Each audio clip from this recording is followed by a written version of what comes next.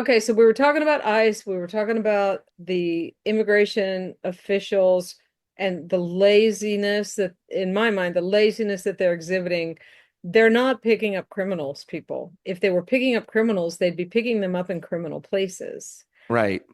Well, and their argument would be that they are criminals because they entered the United States illegally, But right? they're That going that's through the their process. crime, I mean, right?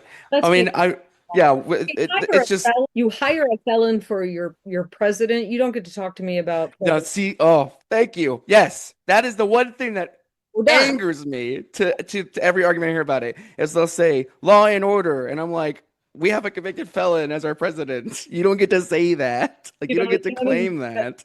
just And especially because the courts had already ruled that because their argument there is that that they're aiding the enemy because Trump is trying to use the Alien Enemies Act. So that it yeah, it's like totally disconnected from how any of this actually works. not. I mean, honestly, it's kind of like what was that? The Princess Bride.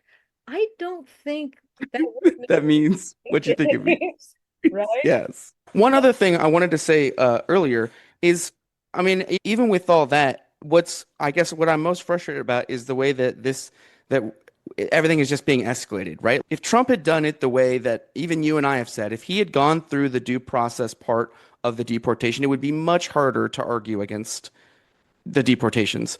But he's not doing that. So what we're seeing is ICE agents pick people up. We've seen that somebody was deported illegally. So now the citizens don't trust the process. So now they're going to be resisting the federal agents. The federal agents are escalating to try and get the job done. Trump sees the escalation and calls it the National Guard. And it's just like these constantly rising tensions.